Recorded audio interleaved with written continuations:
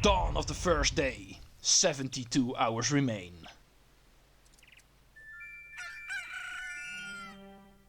Hello everyone, Treecks here and welcome back to Majora's Mask 3D. Or the Legend of Zelda Majora's Mask 3D. Let's also call it the Legend of Zelda.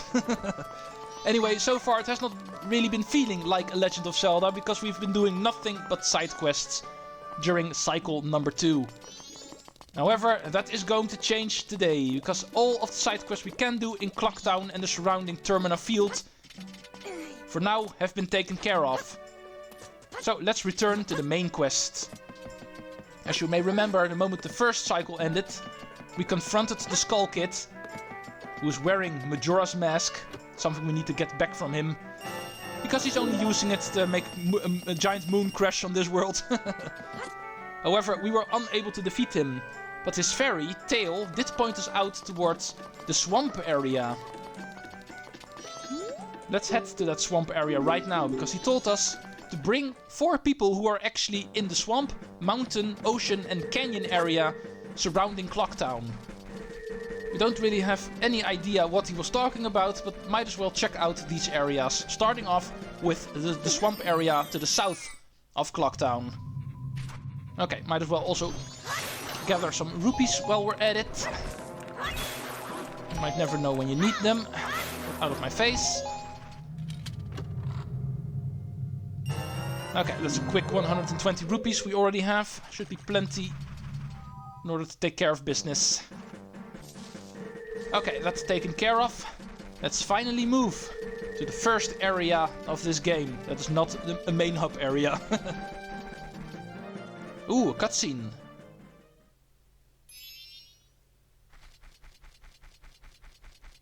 Ooh, there's a drawing on the tree. Oh, I remember this. Tail and I drew this with the Skull Kid when we first met him.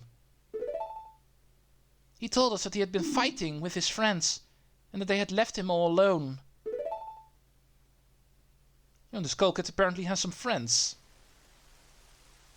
Apparently that did not go too well. It's pretty bad weather and the 2 fairies are trying to seek shelter here. Yeah, fairy or not, they also don't like the rain.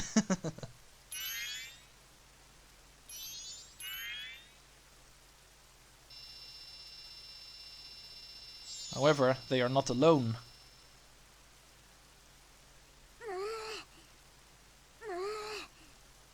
Oh, he's really cold.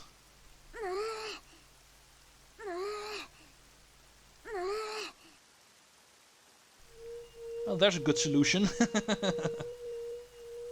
And that is how their friendship got started.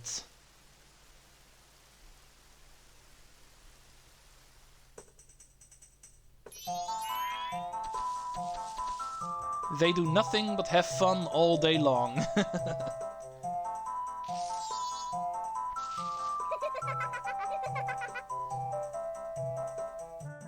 And that is the moment they drew this. The Skull Kid and his 2 fairies.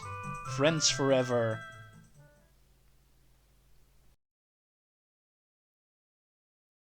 I'm sure it was because he was always playing tricks. So nobody wanted to play with him. But to do what he did just because of that?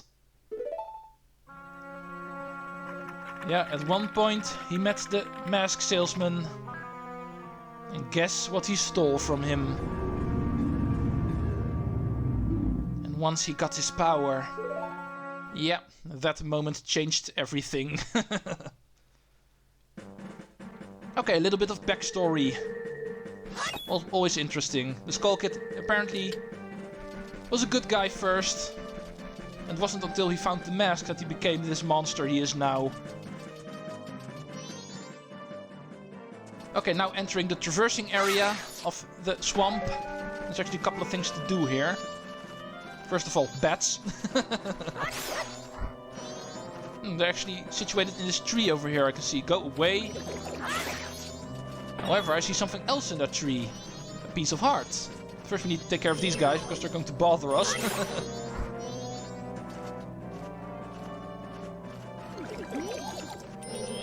Okay, here's another one. Okay, this choo-choo that keeps on respawning is also not going to be fun. Let's equip our Deku Mask, because there's going to be one on the vines that won't actually come off it until you come really near it. So let's make sure we kill it before we start climbing. Okay, there we go. Now we can safely climb this tree without being hindered by any bats. And get ourselves a new heart container. Getting plenty of hearts already. Okay, there's another grotto here. This one's just rupees again, I'm pretty sure, so... Yeah. Whenever you find a grotto in this game that looks like this, it's always for red rupees. Always the same ones. Okay, money is not going to be an issue. Let's go spend some of those rupees, because of course there's stuff to buy here. First one being the map of this area, of course. We find another tingle floating around. Even though it's the same one officially, I know.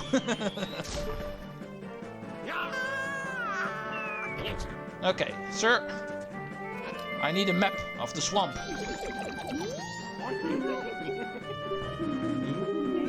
20 rupees if you buy it here. You can also buy it from the tingle in Clocktown, but that will be more expensive if you do.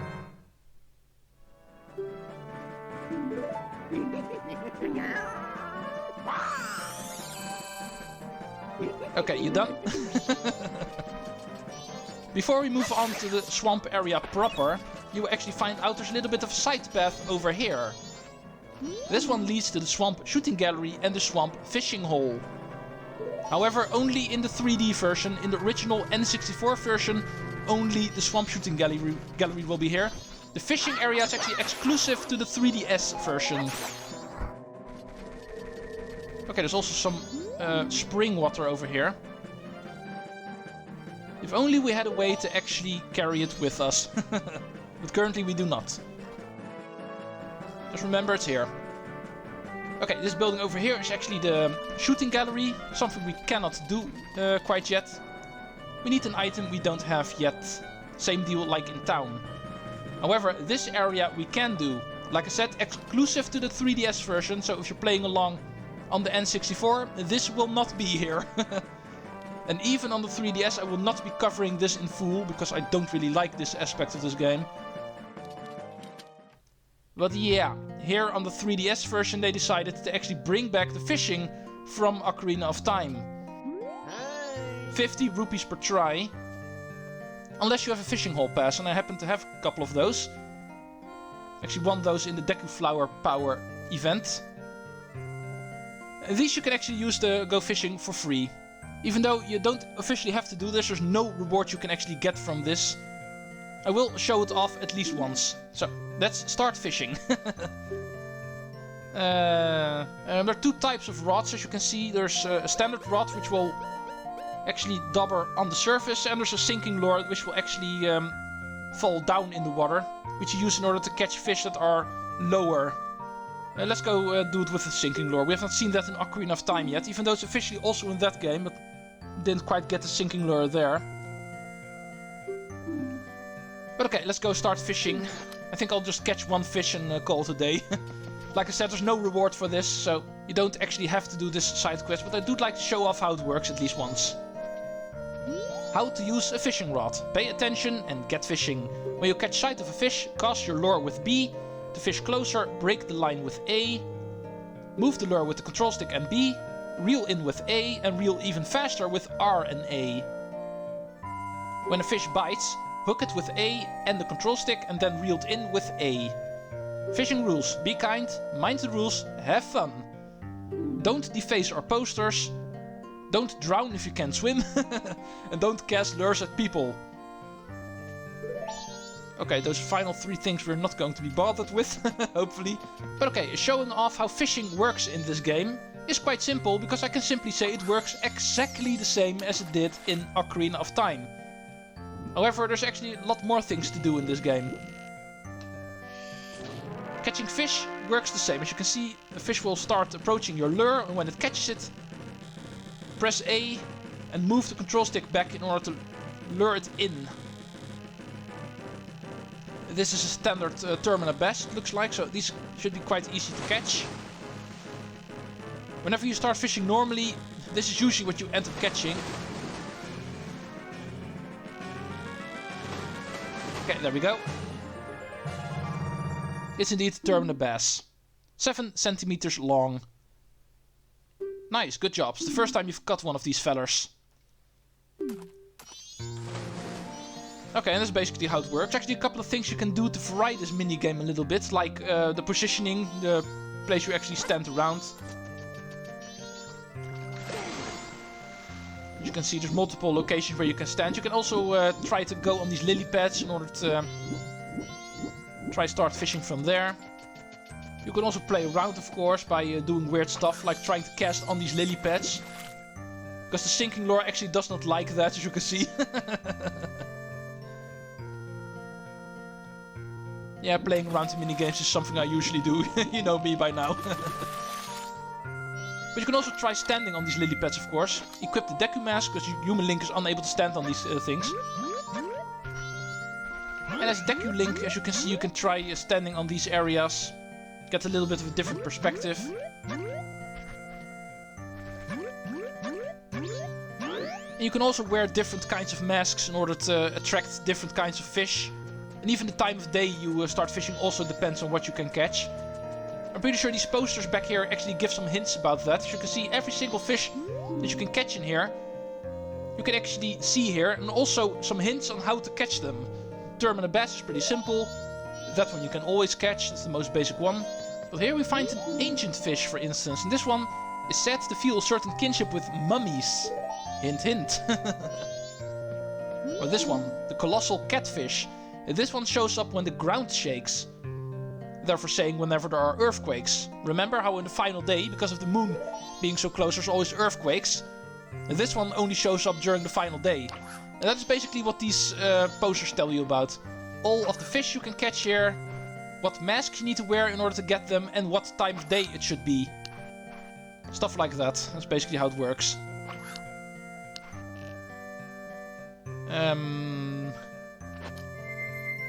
Okay, there's another bulletin over here. That one we can also check out. This one is for your records, I'm pretty sure. If you check out this sign, you can actually see all of the fish you've caught and what the max size is you've caught them. And even when you've caught them, apparently. But okay, that is all I'd like to do here for now. Like I said, there's no official reward for catching all the fish here, so I'm not going to bother. I'm not the biggest fan of this minigame anyway. Already talked about that in Ocarina of Time. I'm not the biggest fan of fishing in video games. And since this one is not required, there's not a single thing you can actually earn from this, I will leave it at this. This is all the coverage you are going to get from me. But okay, enough distractions. Let's head into the swamp. Welcome to the southern swamp. Let's go see what the deal is here. Hey, the owl makes a return. Kepora Gebora. Hoot hoot hoot. This is a rare sight. You are a fairy child, correct? What business might you have in this poisoned swamp? If you dare not venture further, I shall pass no judgment. It is better that you retreat until you are ready to return. This swamp you are in has lost its guardian deity, but it was destined to fade anyway. Hoot hoot. And that destiny is not solely limited to this swamp. If you have the courage and determination to proceed in the face of destiny, then I shall teach you something useful. The stone statue over there that bears close resemblance to me. I placed those throughout this land to aid the one with the power to change destiny, wherever he may appear. If you have spoken forth to any of my stone statues and thus spread their wings, then the song carved in the stone at my feet will certainly be of some assistance. Remember it well and play it wherever the need arises. Notes are carved in the stone. Time for a new song. A very useful one, in fact, if I may add. May the soaring wings take flight. RXA, RXA. RXA, RXA.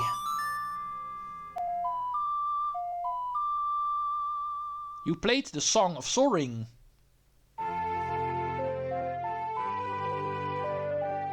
And apparently it's related to these owl statues. You learned the Song of Soaring. This melody swoops you up and sends you soaring to any stone owl statue you've already activated, all in an instant. Whenever you play this song, we shall be reminded of our eternal friendship, which transcends both time and space. And therefore saying, this is a warping song. All of the statues that we've been finding, 3 of them so far, counting this one, aren't just there to save your game, they also function as warping points. And the Song of Soaring can actually bring you to any of them. What is a Zelda game without a warping system? This is the one for this game. Here we find the Swamp Tourist Center. A very logical place to actually start exploring your swamp. There's a big octopus there. That's something that we need to look into, I'm afraid. We also find Business Scrub here. This guy is actually a merchant that's able to sell magic beans to Deku Scrubs and nothing else. However, if you approach him as a human, you will find out he is actually interested in moving to town. And therefore, this is a candidate to actually give the town title deed to, if you have it. However, that quest I will not be doing during this cycle, so we can ignore him for now. At least remind ourselves that he is there. Okay, let's go talk to the tourist center. Welcome! Wait, is this your first time at the swamp? In that case, try our famous boat cruise. It's a loop of the swamp by the way of the Deku Palace. Of course, the swamp's been kinda poisoned lately. Oh, there's also that huge horrible monster. No wonder businesses are slow. Boat cruise reservations are handled at that window over there. Okay. Deku Palace, eh? Sounds interesting. However, there's actually more to this guy. If we bother to check the photos that are on his desk, we'll actually find out he has a picture of Tingle. Yeah, this guy is Tingle's father. More on that later. First, let's go check out the boat cruise. Old Kume's boat cruise. Ticket office closed. Please inquire at Magic Hack's potion shop near the edge of the swamp. Kume? That name sounds familiar. Magic Hacks. But anyway, it seems to be closed, so let's go find that Magic Hack's potion shop. Apparently that is the place to be. The boat cruise is the only way to actually access the rest of the swamp. As the tourist guy said, there's scary monsters and poison everywhere here. So just swimming there is no option. We need that boat cruise. But for that we actually need Kume, one of the Magic Hacks that actually runs that place.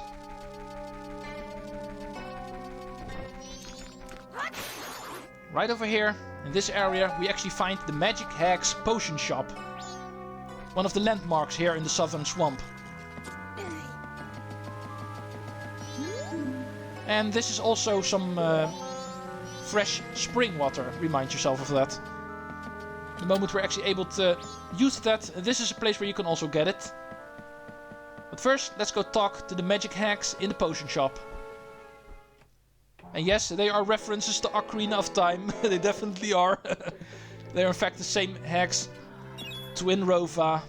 These guys, but they have a little bit of a different role in this game. Welcome. My potions work very well, they do. Are you, by chance, a boat cruise customer? How unfortunate. Kume has gone into the woods out back, looking for mushrooms. Now to think about it, she's a bit late coming back. Say, could you go find her for me? Yes. It's easy getting lost in those woods. Ask the monkeys that live in the forest for directions. Okay, and other than that, this place is also a shop. As you can see, you can actually buy some potions. However, we need a bottle in order to keep them. And since we don't have that, no potions for us quite yet. But we can take a look at the mission she just gave us. Kume apparently usually plucks mushrooms here in the forest. And this is the entrance to the Woods of Mystery. Beware of ferocious turtles. Oh, there's also Koopas here. No, it's not a Mario game. However, Kume apparently went in here and never came out again. And this is a lost woods area, so we need to follow the monkeys in order to not get lost. Because just like in the Lost Woods in Ocarina of Time, if you take a wrong pathway here, you will respawn at the beginning again. But luckily we have some monkeys here that actually show us where to go. And these are the ferocious turtles they talked about. Be careful, because they will swoop in on you. They're pretty easily avoided as long as you just keep moving. But okay, the moment we reach the end of the woods, we will indeed find Kume. Oh, ow! Help me! And we find out she's not doing too well. I was just busy minding my own business, picking mushrooms when, bam! I got hit from behind. That pesky skull kid. Did he think an old hag wouldn't recognize him if he hit his face? Oh, ow, to think that he's that powerful. Oh, and I can't even move. Do you have anything that gives you energy? No, I don't. So, sorry. Ah, what is this? You're no help. I say, you're not all that what you make yourself out to be. Okay, apparently we need to find some energy for her. Let's return to the potion shop for that.